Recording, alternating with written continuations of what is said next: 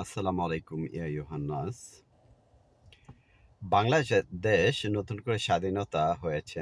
এটা স্বাধীনতার মূল আহ, যে আছে ছাত্র সমাজ। ছাত্র সমাজ এই বৈষম্য যে ছাপার কথা আছে বাংলাদেশ, সেটা সম্পূর্ণ ছাত্র সমাজ বাংলাদেশকে আবার নতুন করে স্বাধীন করেছে। এখানে কোনো পার্টির কোনো ছিল না। জনতা আর ছাত্র সমাজ এটাকে আবার স্বাধীন করেছে। এখন আবার কিছু পার্টিরা আবার সেই ফ্যামিলিতন্ত্র পার্টিরই এখন আবার হই হাল্লা করছে কত তাড়াতাড়ি নির্বাচন হবে, কবে নির্বাচন হবে। একটি বাঘ বাংলাদেশ থেকে তাড়িয়েছে, আরেকটি বাঘ এই এই বাংলাদেশ খাবারের জন্য, বাংলাদেশের মানুষকে চষার জন্য উঠে পড়ে আবার লাগতেছে।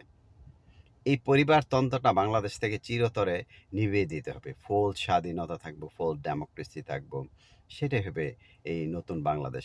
নতুন বাংলাদেশ গড়ার জন্যে নতুন যে আমাদের প্রজন্ম আছে স্টুডেন্ট, তারা অনেক ইন্টেলিজেন্ট। এই গ্লোবাল ওয়ার্ল্ড কি, ডিজিটাল ওয়ার্ল্ড কি, তারা আমাদের চাইতে অনেক বেটার জানে।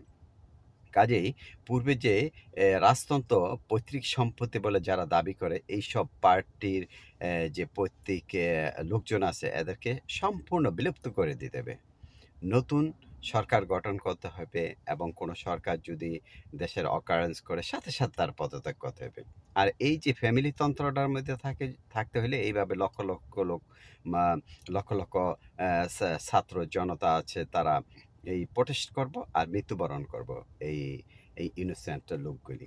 এই তন্ত্রটা যদি না থাকে, ফ্যামিলিতন্ত্র আর রাজস্ব যে সম্পদ মনে করে যার পরিবার, এটা যদি চেঞ্জ করা হয় তাহলে বাংলাদেশ শান্তি আসবে।